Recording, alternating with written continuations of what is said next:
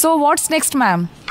Government says if you raise a complaint, we will act upon it. I don't know. I'm so sick and tired of it. I've made my point. Now it's up to them because I have nothing to gain and lose. I've made my point. Now, hey, chup darao. Neko. So I don't have that energy to go and pursue this. Now it's up to you people.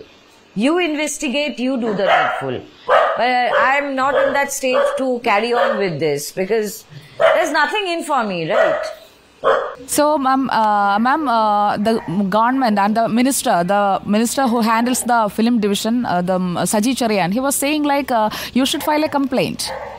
Then only he can look into it.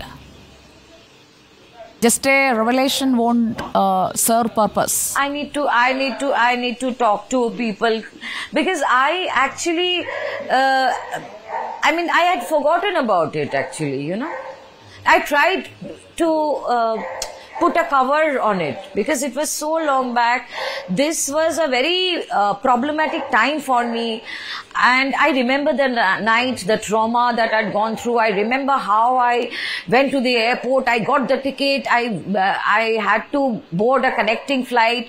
And while I was landing, I could see my flight was about to be, about to take off. I had to run. The trauma or the problems that ensued was only me who had faced the situation, right? I paid for my own return ticket back. Probably one was 18,000, another was 5,000, but no way I was going to stay in Kerala for one more day. So I had to get back. So it was something that had happened long back. But now, again, revisiting this, I don't know. If Mr. Ranjit calls me up and apologizes, but it should be made public. He can't just get away with it.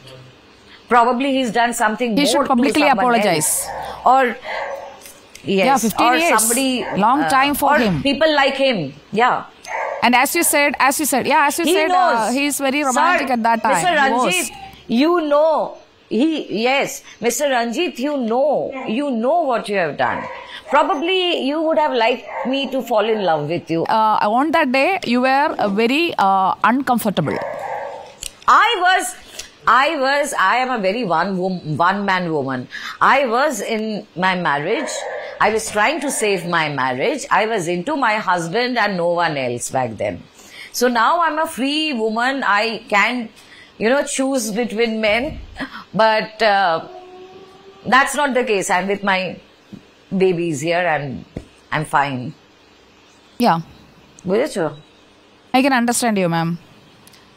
So that allegation, you are not withdrawing it? No, I won't say that I'm withdrawing it. I don't know what to do about it because this is not a space I would like to revisit. Since day before yesterday, this has been a constant hammering. I'm getting so many phone calls. I'm like in a frenzy.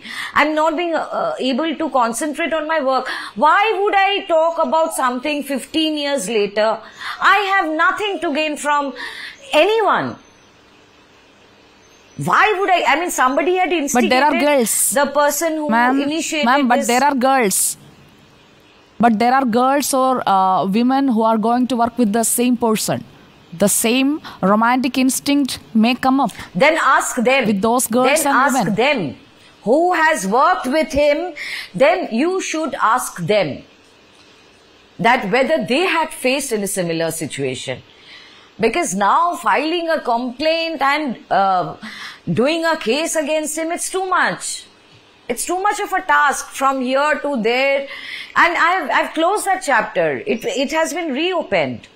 I've closed that chapter and I've moved on in my life.